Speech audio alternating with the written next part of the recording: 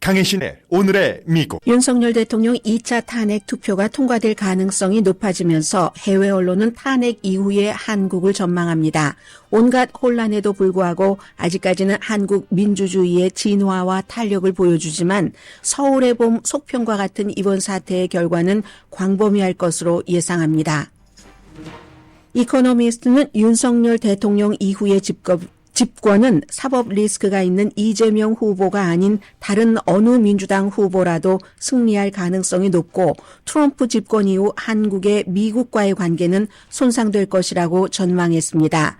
한국 경제는 단기간은 버티겠지만 정치 위기와 정권 교체로 막대한 영향과 변화를 겪을 것이라고 전망했습니다. 트럼프 당선인이 노동계약과 관련해 항만 노조 편에 서는 듯 보입니다. 친노조 성향 인물을 노동부 장관으로 인준한 트럼프 당선인의 임기 2기는 임기 1기보다 친노조 접근을 할 것임을 시사합니다. 공화당이기 때문에 눈에 띕니다. 트럼프 당선인이 시진핑 주석을 취임식에 초대했지만 시진핑 주석은 참석하지 않을 가능성이 아주 높습니다. 뉴저지주 하늘에 일반 드론과는 다른 드론이 기간 시설을 중심으로 자주 출몰하자 앤디 김 연방 상원 의원 당선자를 포함한 정치인들이 정부의 자료 공개를 촉구합니다. 백악관이나 국방부는 외국 정부의 드론은 아니라고 밝혔지만 뉴저지 주민들은 불안해합니다. 유나이티드 헬스케어 CEO 살해 이후 의료 시스템에 대한 논쟁은 뜨겁습니다. 용의자는 유나이티드 헬스케어 가입자는 아니었지만 유나이티드 헬스케어는 보험 처리 거부율이 다른 보험회사보다 2배 높고 수익은 높습니다. 구속된 아이빌리그 출신 용의자는 일본 산악지대에서 은둔 생활을 했고 이 같은 생활이 수사에 초점이 맞춰지고 있습니다. 용의자는 인간 없는 로봇화 일본 사회를 비판적 시선으로 바라봤다는 기록도 전해집니다. 미국에서 비상금은 얼마나 있어야 하고 비상금을 갖고 있는 사람은 어느 정도나 될까요? 9시 35분경에 전해드립니다. 여러분 안녕하십니까? 오늘의 미국 강혜신입니다. 오늘도 아마 내일이 토요일이지만 내일도 한국의 윤석열 대통령 탄핵 여부가 세계 어느 나라에 살고 있는 한국인의 피를 갖고 있는 사람이라면 가장 큰 뉴스가 그분들께 될 겁니다. 로스앤젤레스 시간으로 오늘 밤 11시경에 2차 탄핵 투표가 있고 1차 때보다는 탄핵이 가결될 가능성이 지금 조금 높은 것으로 보고 있고요. 그리고 제가 이번 섹션에서는 이번 이 탄핵 이후에 여러 가지 한국의 정치, 경제, 외국과의 관계, 그리고 어떠한 일상생활면이라고 할까요? 소프트 파워면이라고 할까요? 그런 것까지를 종합한 하나의 기사를 전해드리겠습니다. 먼저 레이티스트를 조금 전해드리자면요. 뉴스가 너무너무 많아서 많은 뉴스들이 나오면 또 묻히고 하는데 일단 기본적인 중요한 것들을 전해드리자면은 경찰청장과 서울경찰청장이 동시에 구속된 것은 대한민국 경찰 역사상 처음이라고 얘기를 하고 있고요. 왜냐하면 이제 이 구속된 사람들이 비상계엄 사태에 깊숙이 개입이 됐는데 사전에 알았다는 거죠. 그 안가의 미팅에 갔었다 하는 것. 수도 방위군 사령관도 체포가 됐고 그리고 어제 사실은 이 내용은 제가 저희 아침 뉴스에서는 어떻게 보도를 했는지 잘 모르겠습니다만은 어제 한동안 로스앤젤레스에서 저녁 시간에 굉장히 핫했습니다. 국회 청문회에서 뉴스공장을 운영하고 있는 김어준 씨가 나와서 증언을 한 건데 그 내용이 너무 샤킹하기는 했지만 본인도 얘기를 한 것처럼 제보를 받은 것인데 여기에 대한 사실 확인은 안 된다 이렇게 얘기를 했지만 너무나 내용이 샤킹해서 한동안 퍼졌었거든요. 간단히만 전해드리자면은 이런 겁니다. 국민의힘 한동훈 대표를 사살하라는 그러니까 체포조가 아니고 암살조다. 본인과 다른 사람들 조국 양정철 이런 사람들은 체포해서 그리고 거기에 또 북한이 개입하고 북한 군의 군복을 어디에다가 놓고 북한군이 개입한 것처럼 하고 이렇다는 얘기입니다. 한마디로 또 생화학 테러도 제보를 받았다라고 얘기를 하고 있고요. 이건 이제 과학기술정보방송통신위원회에서 위원장이 그 최민희 의원이죠. 최민희 의원은 김어준의 뉴스공장에 아마 가장 많이 출연을 한 뭐 이번에 당선되기 전에도 그런 인물 가운데 속할 겁니다. 그리고 이제 이렇게 해서 한 8분 정도, 제가 본 것은 한 8분 정도가 되는데요. 나머지 제보자에 대해서는 뭐 그냥 한국에 뭐 대사관이 있는 우방국이다 이렇게 표현을 했고요. 그리고 더 자세한 내용은 김병주 의원 뭐 이런 사람에게 물어보라고 했는데 김병주 의원이 그 전에 약간 이제 살짝 이런 것을 뭐 방송 인터뷰에서 얘기를 했는데 그게 내가 그 김병주 의원의 인터뷰를 듣고 그 이후에 제보받은 게 아니라 내가 김병주 의원에게 제보를 했다 이런 식이었습니다. 내용이 하도 샤킹을 해서 체포조가 아니라 암살조다 해서 굉장히 뜨거운 뉴스였고 한국에서는 그다지 이제 그 이후에는 뜨겁게 다루고 있지는 않은 것 같습니다. 우선 이런 내용이 있었고요. 또 어제 말씀드렸던 오늘 로스앤젤레스 시간으로 밤 11시경에 있을 그 탄핵 투표에 대해서는 조국 의원이 이제 마지막으로 뭐 16일에 구속이 된다고 하죠. 왜냐하면 조국 혁신당의 대표였기 때문에 처리할 문제 시간을 좀 주는 거죠. 그리고 역시 이것도 선거관리위원회에서 빨리 조국 의원의 자리를 어차피 비례대표제였으니까 좀 빨리 했습니다. 보통 뭐 열흘 그 안에 처리가 되는데 빨리 해서 이제 다른 의원을 대치를 했어요. 백선희 의원이죠. 그래서 투표에는 지장이 없이 역시 8명. 그럼 어제 국민의힘에서 7명 이탈한다고 했으니까 1명. 이것보다는 더 나올 것이다 라고 보는 전문가들이 굉장히 많은 것 같고요. 이재명 더불어민주당 대표가 윤석열 대통령을 탄핵하는 게 한국에서 지금 질서를 회복하는 가장 좋은 방법이다. 이렇게 얘기를 했습니다. 이제 더 이상 이것은 기다리기만 하면 됩니다.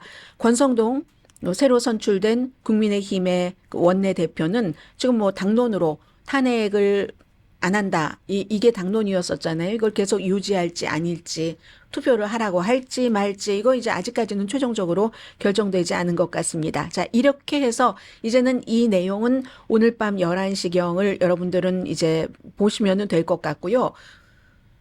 오늘 탄핵이 되건 탄핵이 되지 않건 윤석열 대통령이 이 상태로 앞으로도 오랜 동안 남은 임기 동안 한국의 국정을 운영하는 것은 거의 불가능하다는 게 거의 모든 사람들의 판단이기 때문에 그러면 어떻게 되는가 하는 것을 많은 매체들이 보도를 하고 있는데 저는 오늘 이코노미스트를 통해서 여러분들께 전해드리겠습니다. 기사의 시작이 이러네요. 2023년 한국 최고의 흥행 영화는 서울의 봄인데 서울의 봄의 속편과 같았다는 거죠, 이번이. 이 서울의 봄이라는 영화를 사실은 한국 사람들은 그 뭐 40여 년 전에 전두환이 권력을 장악한 그 과정을 교훈적인 역사 드라마로 44년, 45년 이 교훈적인 역사 드라마로 간직을 했었어야지 되는데 지금 이제 서울의 봄이 다시 스트리밍 그 플랫폼에서 엄청나게 인기라면서요. 그리고 서울의 봄을 뭐 연출한 사람, 배우들도 윤석열 대통령 뭐 탄핵해야지 된다 하는 목소리를 조금 높이고 있다고 하는데 윤석열 대통령이 그 계엄을 시도한 것이 서울의 봄의 속편을 연출했다고 얘기합니다. 그런데 그 속편은 불시착했다는 거죠. 그 이후에도 뭐 탄핵 표결에서 살아남았고 며칠 가만히 있다가 사죄하면서 권력 이양을 제안을 했는데 그러면서도 총 그 사령관직 국방부에 이건 유지를 했고 모든 권위는 도덕적인 권위나 윤리적인 권위는 상실된 상태에서요. 이게 또 12.12 사태 때 딱 또 저도 그 날짜를 그렇게까지 연결시키지는 못했었어요. 하도 요즘 뉴스가 많아서. 윤석열 대통령이 다시 경고성으로 계엄을 그렇게 일시적으로 2시간짜리 계엄이 어딨냐 하면서 발동을 했었던 것이다 하고 연설한 것이 전두환이 쿠데타를 한 45년 전에 12월 12일 같은 날짜였다. 그날 그 대국민 담화를 하면서 윤석열 대통령은 본인이 공직에 있다는 것이 부적합하다는 것을 다시 한번 강조했다라고 얘기를 합니다. 그리고 이제 지금부터 이제 전망입니다. 오늘 밤에 2차 표결이 있다는 것을 알려줬고요. 거리에서의 압력이 거세다는 거죠. 시위대들. 한 62세의 연금을 받는 분을 인터뷰를 했습니다. 내가 여기 나와서 이 추운 겨울에 이러고 있기는 나에게는 기후가 맞지 않지만 그래도 너무 화가 나기 때문에 윤석열 대통령이 쫓겨날 때까지 거리로 나오겠다 이렇게 얘기를 했습니다. 국회만 간 게 아니라 이제 중앙선거관리위원회에 또 군인들을 보냈고 더 많이 보냈다고 하잖아요. 뭐 북한의 해킹으로 알려진 증거를 수집하기 위한 것이다. 그게 4월 총선에서 패배했다는 것을 암시하는 것이고 그럼 뭔가 증거를 내놔야 되는데 그런 증거는 없고 그리고 이제 여러분들이 다 알고 계시는 것처럼 그러면 왜 부정선거라고 주장을 하는데 본인이 당선되고 하는 선거는 부정선거가 아니고 본인이 대통령으로서 여당 예, 대통령으로서 있을 때 부정선거가 났다고 하느냐, 뭐, 이런 여러 가지 설명들을 조금 했어요. 그리고 이창용 한국은행 총재의 말을 조금 많이 인용을 했습니다. 이분도 계엄 선포에 대해서 텔레비전에서 봤는데, 텔레비전을 보면서도, 저거 가짜다. 텔레비전 방송국이 해킹당한 줄 알았답니다. 그런데 이코노미스트는 돌이켜보면은 이제 의도가 보였다. 우리가 굉장히 지금까지 많은 뉴스를 그냥 접한 것을 정리를 해주고 있습니다. 충성파를 국방부와 정보국의 주요 직책으로 옮겼고 그 당시에는 뭐 돌려막기 한다. 사람들이 뭐 인준도 안 될 것 같고 하니까 이미 된 사람을 이리 돌리고 저리 돌리고 회전문 인사라고 했었잖아요. 그렇게 얘기를 했고 야당 지도자들은 그에 대해서 뭐 계엄령을 경고를 했었고 또 무엇보다도 김용현 국방장관이 청문회에 나가서 지금이 어느 시대인데 계엄이 있느냐 말도 되지도 않는다. 그런 명령이 내리면 내가 겁을 하겠다 이렇게 얘기를 했잖아요. 그런데 그 사람이 가장 먼저 체포가 됐고 또 뭐 자살 시도를 하다가 교도관에게 발견이 돼서 지금은 뭐 안전한 상태라고 하고 이 과정을 다시 한번 우리에게 상기를 시켜주고요. 윤석열 대통령의 계엄부터 사과를 했고 그리고 다시 사과를 뒤집고 끝까지 싸우겠다. 야당이 잘못해서 그렇고 나는 합법적인 통치 권한을 활용을 한 것이다 라고 얘기를 한 이 윤석열 대통령의 행동을 정당화하는 사람은 그다지 많지 않을 것이다. 정당화하게. 그렇게 또 설득을 시킬 때 설득당하는 사람은 많지 않을 것이다. 물론 윤석열 대통령의 지지자들은 제가 이제 이렇게 방송하면은 저의 말이라고 저도 엄청 공격을 하고 당하고 있거든요. 이코노미스트의 표현이고 뭐 여권에서도 윤석열 대통령 탄핵에 대해서 엄청 반대를 하면서 이 한동훈 대표를 그 생방송으로 중계가 됐는데도 막 욕지거리를 하고 이런 그 국민의힘의 정치인들도 있습니다. 있는데 이코노미스트가 바깥에서 보기는 윤석열 대통령의 이 같은 지금까지 쭉 계엄부터 해왔던 행동을 이게 정당하다라고 많은 사람들을 설득하기는 어려울 것이다라고 결론을 내립니다. 이 한국은행 총재도요.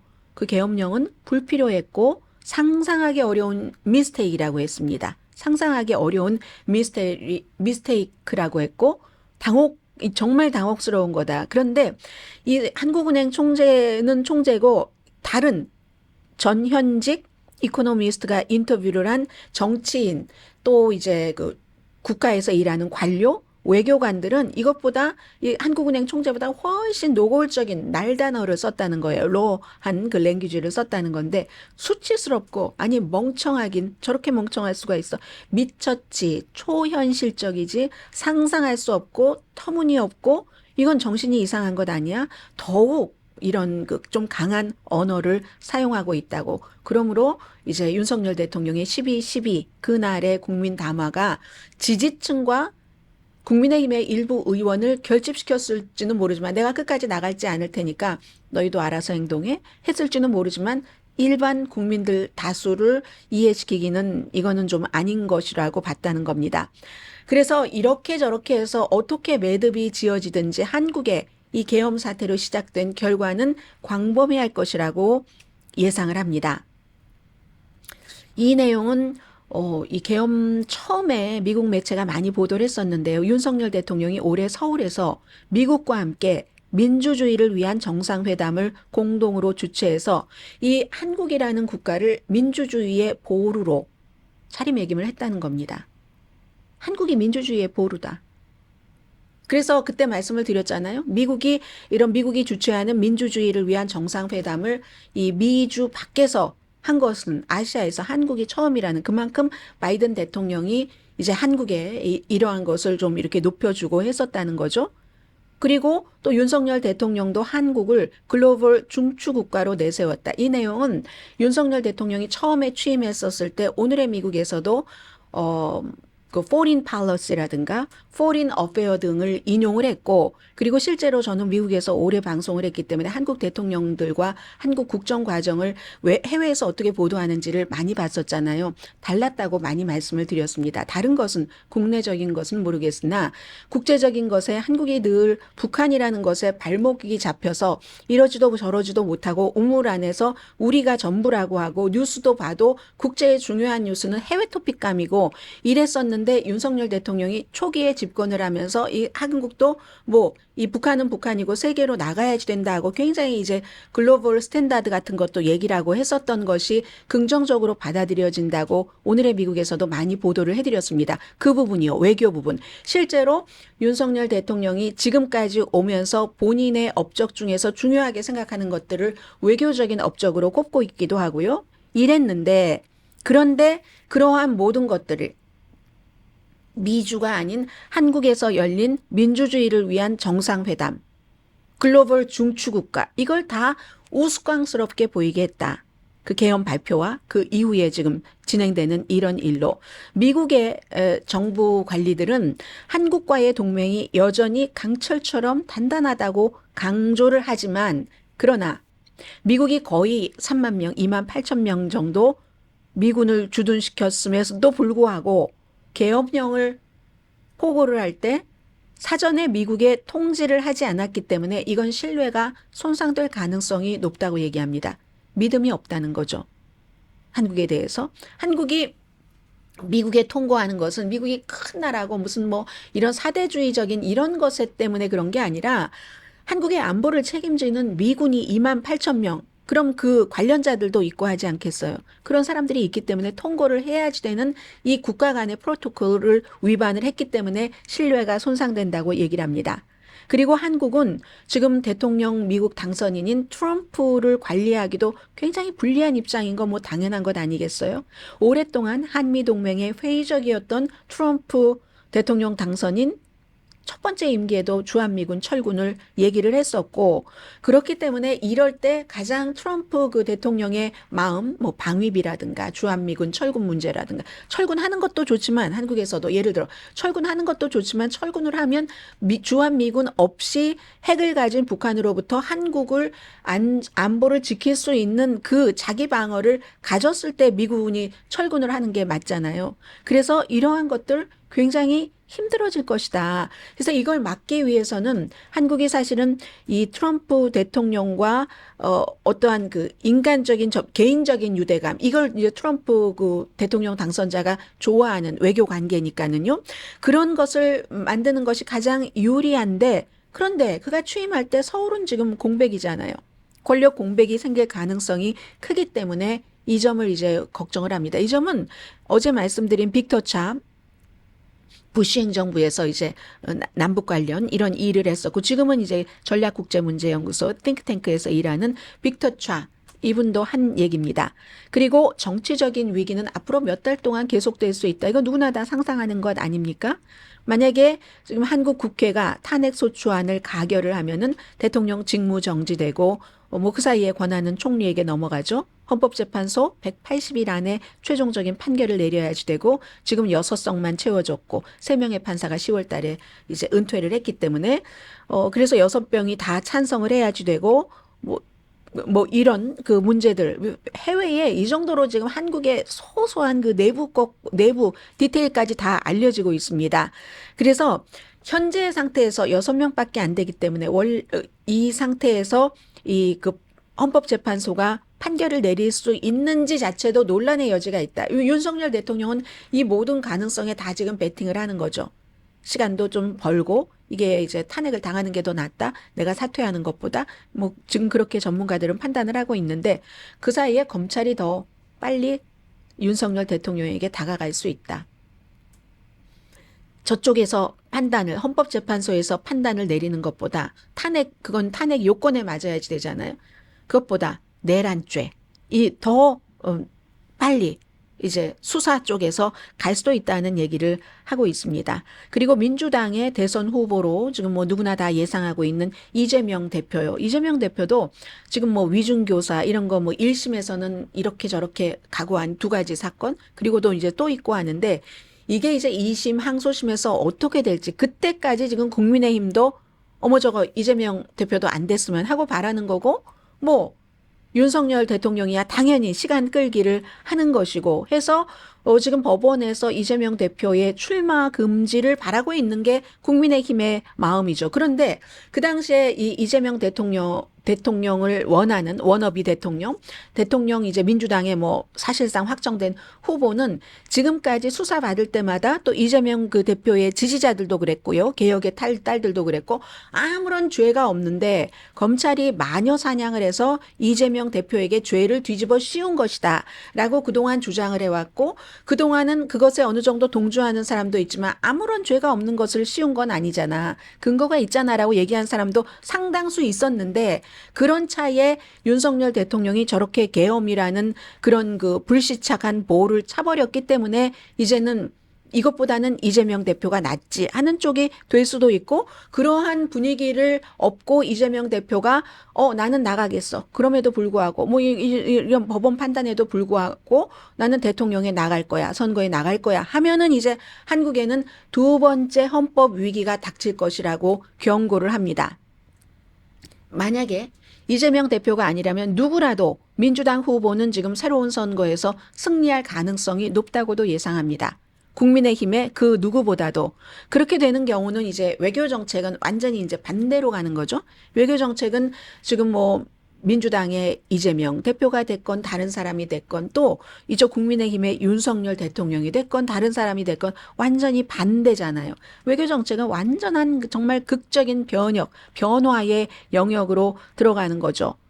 그래서 당연히 미국, 일본, 한국 이 동맹 환영했었던 것 이제 깨지고요. 그럼으로써 서방 세계의 여러 나라들이 또 본인들의 여러 외교적인 것을 다시 검토를 해야지 되고 북한과 그 민주당에서 대통령이 나올 경우에 더 많은 친화적인 관계를 맺을 수도 있고 일본과의 관계는 아주 나빠지고 민주당 지도자들은 우크라이나나 대만 지원하는 것을 꺼린다는 것 한국 사람들은 다 알고 있습니다. 경제. 이 경제에 대해서는요. 이코노미스트가 경제 전문지입니다. 지금까지는 그다지 막대하지는 않았다고 이제 계산을 합니다. 물론 처음에 막 코스피도 내리고 2.8% 내리고 이런 적이 있지만 어느 정도 회복이 되잖아요. 지금 그렇지 않아도 경제가 약해서 불안한 상태이긴 하지만 정치적인 문제와 상관없이 경제적인 문제를 다룰 수 있는 메커니즘이 있습니다. 한국은행 총재가 인터뷰에서 얘기를 한 거예요. 그리고 이제 뭐 재무장관이라든가 이렇게 뭐 민주당과 함께 다 함께 민주당이 야당이지만 비상경제정책협의회에 참석하기로 했잖아요. 그리고 일상생활은 시위는 시위대로, 일상생활은 일상생활대로 하고 있습니다. 그래서 금융시장의 그 극심한 혼란은 오래가지는 못했다는 걸 얘기를 합니다. 그것도 정치적인 혼란이 장기화되면 경제 문제를 해결하기 지금까지는 막고 있지만 어떻게 막고 있는 거잖아요. 이자율도 미리 내려놨었고 돈도 풀 수 있는 한 푼다고 하고 정치가 장기화되면 알 수 없다는 얘기입니다. 그리고 민주당은 또 노동 친화적인 정책을 시행하기를 원할 것이고 그러면 윤석열 대통령이 지금까지 추진해 왔었던 뭐 기업 지배구조 개혁은 뭐 이런 뭐 정체될 수도 있다는 거고요. 하나 온갖 혼란에도 불구하고 이번 사건은 한국 민주주의의 진화와 탄력성을 강조했다라고 얘기를 합니다. 전두환 통치 기간 동안 이제 뭐를 겪었었던 그런 이제 지금 앞에 얘기했던 62세 연금 수혜자 그분이 얘기하시기를 그때는 그분과 남편이요. 너무 무서워서 우리가 잡혀갈까봐 불이익을 당할까봐 무서워서 거리에 나와서 이런 시위라든가 항의 같은 것을 못했는데 지금은 이제 할 수 있다는 거죠. 그 1980년대 광주 민주화 운동 그때와 지금은 달라서 지금은 뭐 어제도 뉴욕타임스 보니까 아주 젊은이들이 사실은 그 시절을 겪지 않았는데 그 이후에 수십 년 뒤에 태어난 젊은이들도 다 좋다 이겁니다. 민주당이 정말 무리하게 대통령의 예산 하나도 해주지 않고 탄핵만 장관들 하고 해서 다 그렇다 할지라도 그건 정치적인 문제이기 때문에 정치적으로 풀어야지 국가의 완전한 비상사태에 쓸 수 있는 계엄령으로 써서는 안 된다는 이 정도는 이제 이 젊은 사람들도 안다는 얘기입니다. 그래서 이제 그래서 그때는 우리가 시위조차 못했는데 이렇게 할 수 있다는 것이 한국이 민주주의가 좀 진화됐다는 것을 얘기를 하고 있고요. 영화 버전으로 보자면 그 서울의 봄 이건 결국은 만들어질 거다 속편이 이 윤석열 대통령이 불시착한 그 연출이 아니라 만들어질 텐데 그건 저절로 완성될 것이라고 했네요. Will write itself. 그만큼 아주 너무 그 드라마틱한 요소가 영화보다도 더 드라마틱했고 더 극적이었기 때문에 영화로 만들기에 적합하고 스스로 그냥 그대로 받아쓰기만 해도 영화가 될 것이다. 이코노미스트의 보도였습니다.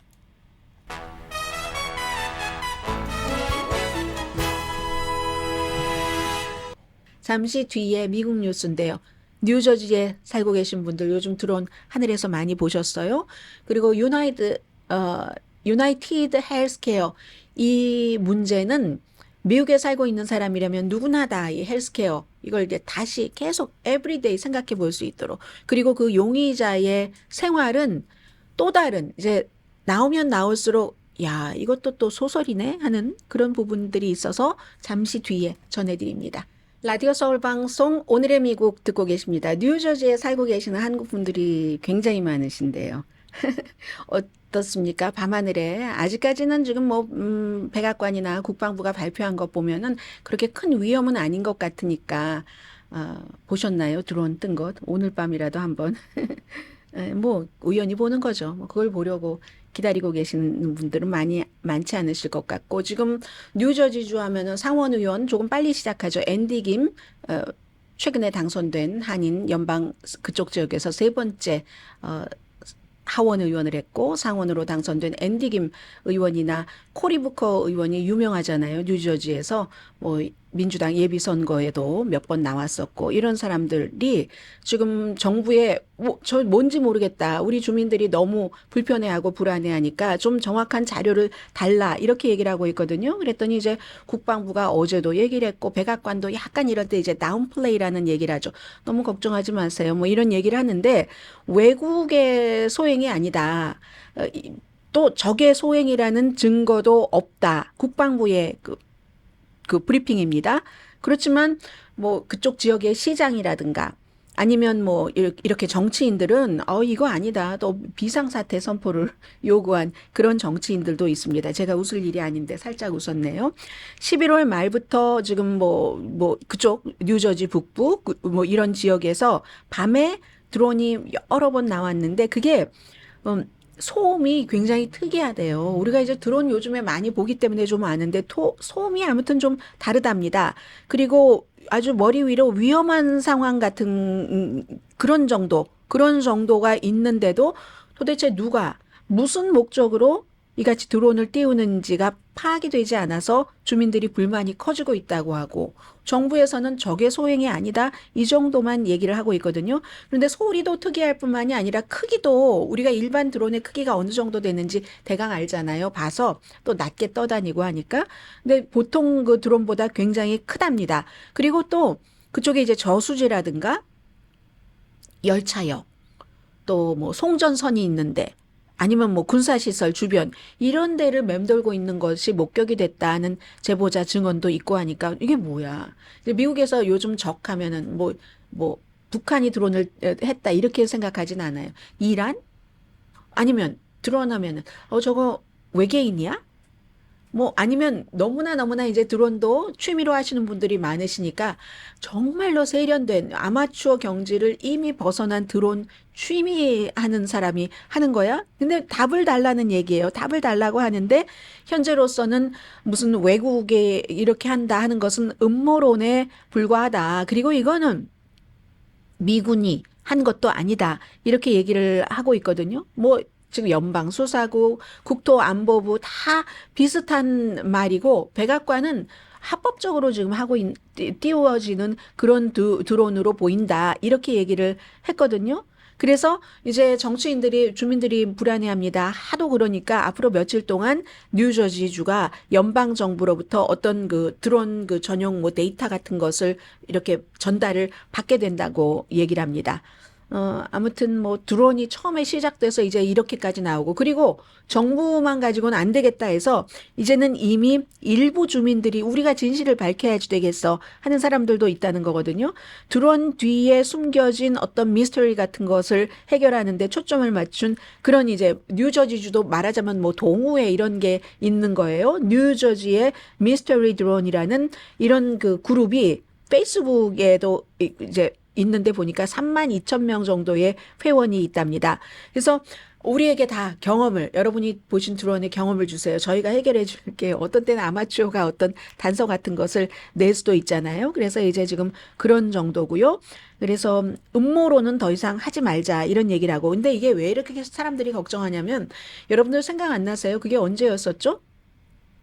바이든 시대에 그때도 겨울이었는데 그때는 지금은 말이지만 초였던 것 같아요. 연초에 뭐 중국 쪽에서 온 그 드론 나중에 뭐 시진핑도 몰랐다고 하고 이게 미국에서 하고 뭐 캐나다까지 가고 이런 일이 있어서 그 당시에는 처음으로 뭐 이게 어떻게 태평양을 넘어서 여기까지 오느냐 하면서 걱정했었던 적이 있잖아요. 혼란에 빠졌었던 중국의 뭐 미국은 결국은 뭐 정찰 드론이다라고 하고 또 중국에서는 아니다 하고 이렇게 얘기를 했었던 어쩌면 중국에서 누군가가 기업이 뭐 실수로 떠보낸 거야 뭐 이런 그때의 기억이 있기 때문에 사람들은 지금 걱정을 하는 거고요.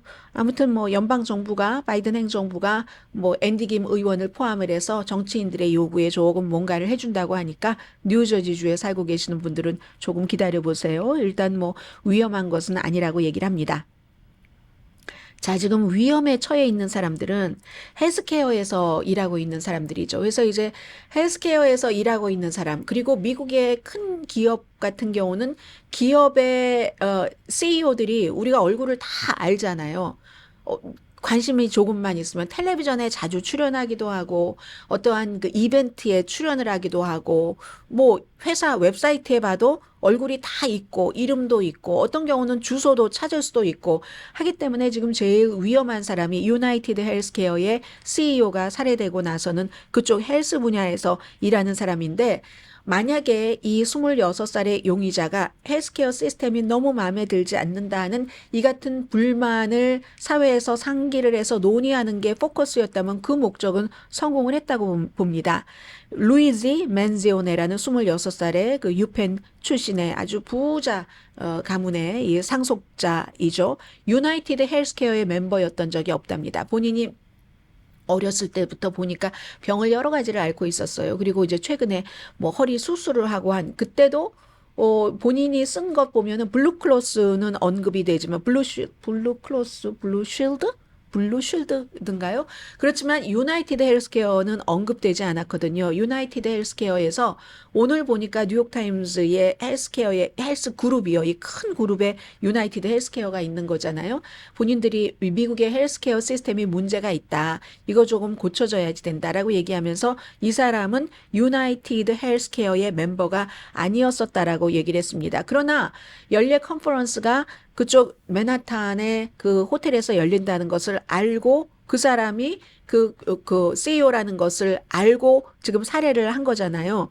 그러면 왜 그랬는가? 미국에서 5번째로 본인이 이제 쓴 글을 보면은 큰 기업이고 결국은 가장 큰 의료 조직이 될 것이다. 라고 얘기를 한 것이 보이고 있고요. 미네소타에 본사가 있고 다국적인 건강보험회사예요. 사실은 뭐 여러 국가들이 투자를 하고 한 그리고 보험 상품 이름이 이제 유나이티드 헬스케어인 거고 업텀이라는 브랜드로 건강관리 서비스도 하고 있고요. 매출로 하면은 세계에서 매출이 9번째로 큰 회사랍니다. 그리고 이제 포춘 그 500 잡지는 2024년도에 8번째 기업이다. 이렇게 소개를 했고요. 그런데 이 회사가 이제 보험에 대해서 우리가 뭔가를 신청을 하고 그게 이제 뭐 병원에서 의사가 신청을 하겠죠?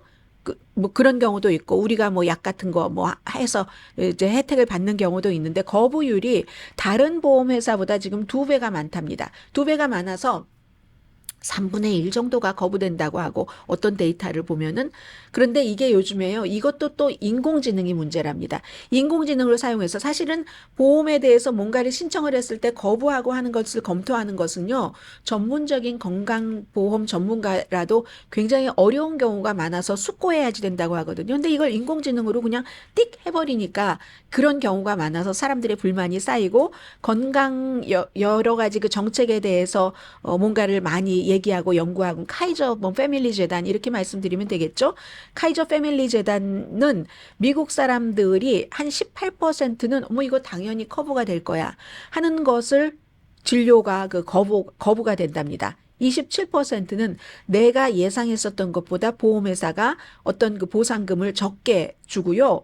5분의 2 정도는 보험이 너무나 까다롭게 되고 제한이 돼서 그로 인해서 의료 서비스를 받지 못한다. 그리고 최근에 이 같은 거부율이 더 늘어나고 있다. 그러니까 보험회사는 건강보험회사가 굉장히 지금 인기가 없고 미국도 다른 부자 나라보다 1인당 의사 수도 적고 의사는요 보통 한 4명당 1명 정도가 연수입이 42만 5천 달러 이상이라고 하거든요. 그런데 이제 이게 레지던트에 가면은 연방정부가 또 뭔가를 규제를 많이 해서 더 이상 또 의대를 가지 않으려고 하는 그런 사람들도 늘어나고 여러 이유로 의사 숫자는 부족하고 등등 이제 이렇다는 겁니다. 그래서 그런데도 아니 보험회사가 그렇게 돈을 많이 벌어 하는 그 불만을 가질 수는 있잖아요. 근데 보험회사가 유나이티드 헬스케어도 순수익은 뭐 6%인가요? 뭐 그 정도라고 하는데 워낙에 많은 사람들을 갖고 있으니까 많이 버는 거지. 그에 비해서 테크 회사는 아마 25% 정도는 될걸요. 아무튼 이래서 보험회사에 대한 여러 가지 사람들이 막 의견을 얘기를 하고 논쟁을 하고 이런 것은 키워졌는데 그렇다고 해서 이걸 개혁을 하는 것이 쉽지는 않다는 거죠. 실행하는 것보다 말하기가 쉬운 게 바로 그 의료 정책을 바꾸는 것이다. 이런 지적들도 많이 하고 있습니다. 아무튼 그리고 이 청년 자체는요, 굉장히 자본주의에 대해서 인내심을 잃었고 26살의 용의자를 말합니다. 그리고 최근에 가족들과도 연결되지 않았던데 나라 지역, 이런 일본 산간 지역에서 일본 도시의 그 로봇화, 무슨 뭐 섹스토이 이런 건 굉장히 싫어했대요. 싫어했지만 그 하이킹 같은 것을 좋아하고 이 젊은 용의자가 굉장히 뭐 마초적인 것이라고 할까요? 아니면 뭐 젊은 남성들이 굉장히 요즘에 좀 억눌리고 있어. 이런 것에 대한 그 동조하는 생각을 갖고 있었다는 겁니다. 그래서 일본 자체의 그 여러 가지 기계화하는 자동화와 기계화에는 반대를 하지만 그 산악의 하이킹이라든지 새로운 사람과 같이 만나서 여러 가지 얘기를 하고 또 독서광이래요. 그런 것을 좋아해서 이제 일본에서 머물렀었는데 인간이라는 동물에게는 진화적으로 맞지 않는 곳이 최근에 일본이다. 이런 얘기를 했고 또 명상을 한다는 얘기를 많이 했고요. 자신의 목표, 아시아에서 목표 중에 하나가 불교에 대해서 그걸 실천하는 것, 뭐 이런 얘기를 많이 하고 자동화된 그 레스토랑을 무척 싫어했다고 얘기를 합니다. 아주 자연스러운 인간 상호작용이 부족하니까 이 사람이 뭐 경제 전문가는 아니잖아요. 예를 들어 다른 나라에서는 한국을 포함해서 출산율이 낮다 하면 경제 때문에 이렇게 얘기하는데 자연스러운 인간 상호작용의 부족이 출산율을 감소시킨다. 뭐 이런 얘기를 하고 있고 이건 어쩌면 본인의 건강과도 연관이 있는지 모르겠습니다. 본인이 이제 허리도 아프고 그리고 다른 뭐 13살 때부터 뭐 라임병이라는 것에 걸려서 그리고 뭐 자주 뭐 피로하다던가 또 뭐 이렇게 정신이 몽롱해진다던가 수면장애 뭐 허리에서부터 오는 부작용일 수도 있고 또 다른 것일 수도 있고 너무 아팠기 때문에 아파서 무슨 뭐 과민성 대장 증후군 또 무슨 시각도 뭐 어떤 그 장애가 있고 등등 그럼에도 불구하고 그렇게 막 고등학교도 수석 뭐 대학도 아이비리그 열심히 하고 열심히 산 청년인 겁니다. 근데 이제 연애를 하지 않는다는 거예요. 왜냐하면 본인에게 이 허리 상태 등 때문에 데이트를 하거나 육체적으로 어떤 친밀해지는 게 불가능하다는 것을 본인이 알고 뭐 내면적으로 성찰하고 그러니까 이제 인간적인 관계가 없어서 뭐 출산율이 낮다 이렇게 보는 것인지도 모르죠. 이런 아무튼 젊은 사람이 그 나름대로의 철학을 막 가지고 쌓아가는 과정에서 반자본주의 이런 것은 굉장히 그 강해졌다 하는 겁니다. 자기계발서부터요. 뭐 조지 오웰의 1984년까지 뭐 책을 엄청 많이 읽고 그걸 읽기만 하는 게 아니라 요약을 하고요. 생활에 적용을 해야지 된다. 뭐 이런 것. 또 하나는 말씀드린 것처럼 남성성의 추구에 굉장히 이제 지나친 점이 없지 않아 있다. 이건 이제 오늘 뉴욕타임스가 자세히 취재를 한 내용입니다. 조지 오웰의 1984년 같은 스토리도 이제는 뭐 참 이것보다 더한 그런 스토리들도 지금 세계에서 많이 나오고 있습니다. 저도 최근에 지지난주였던가요. 조지 오웰의 1984년 다시 그 읽어봤는데 어렸을 때 읽었을 때랑 또 중간에 읽었을 때랑 또 이렇게 뉴스를 하면서 제가 이제 나이가 많은 사람이니까 읽었을 때랑 느낌은 다르던데 아무튼 이런 얘기 있고요. 잠시 뒤에 뵙겠습니다.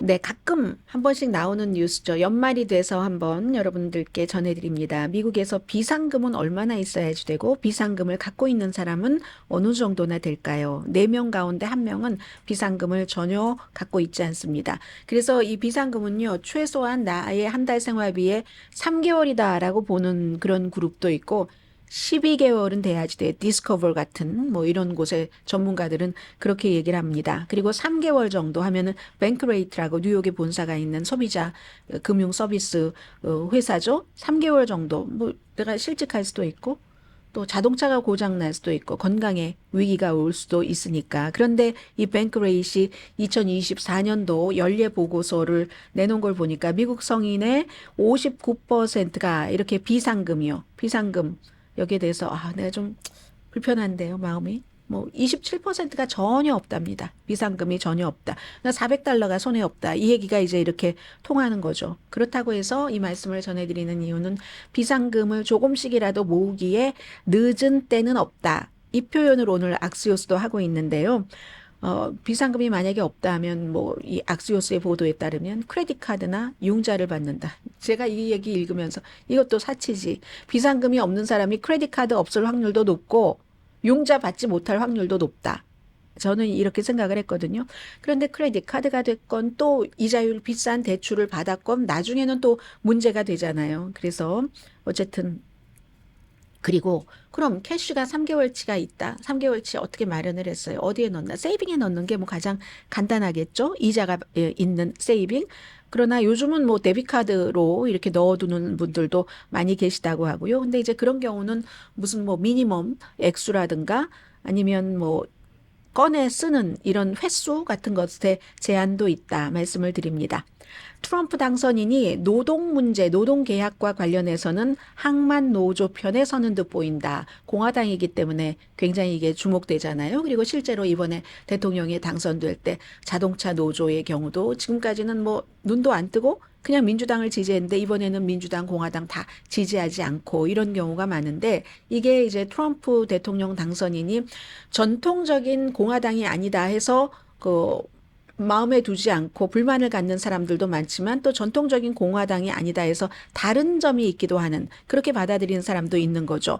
그래서 지난번에 크게 그 파업을 했지만 지금은 파업은 아니지만 해결되지 않은 문제가 있는데 그 사람들을 만나서 미국 뭐 해양동맹 그리고 미국 항만 근로자협회의 회장 뭐 부회장 이런 사람들을 만나서 나는 자동화에 대해서 연구를 했는데 자동화에 대해서 알아야지 될 모든 것을 내가 연구를 해서 다 알아줬다라고 얘기를 하면서 결국은 자동화는 나쁘다. 이 항만 그 근로자들이 이번에 10월 달에 사흘 동안 이제 뭐 파업했다가 다시 부두로 돌아가기는 했지만 이게 이제 그 새로운 계약을 완전하게 마무리는 못했답니다. 마무리하는 데드라인이 트럼프 그 취임식 닷새 전이라고 하거든요. 여기서 노조 측의 편을 들어준 겁니다.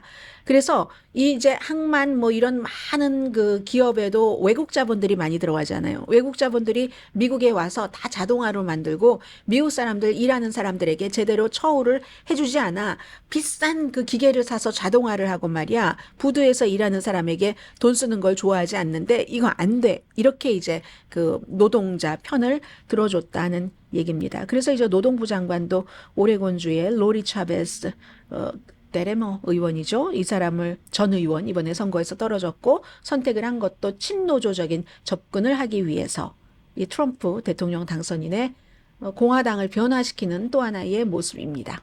네, 지금 시진핑 중국 국가주석을 트럼프 그 대통령 당선인이 취임식에 초대를 했는데 몇 가지 이유로 참석하지 않을 것이라고 전문가들은 봅니다. 우선 안전이요. 시진핑은 항상 어느 국가에 갈 때마다 완전히 그 격식을 갖춰준 경호를 하기를 원하는데 다른 무슨 사람들과 똑같은 대우 이것도 말도 안 되고 그리고 낮은 곳에서 트럼프라는 사람의 그 취임을 축하하면서 관세는 60% 부과하겠다고 하는데 그걸 중국이 할 수 있을까? 아니라는 거죠. 강혜신이었습니다.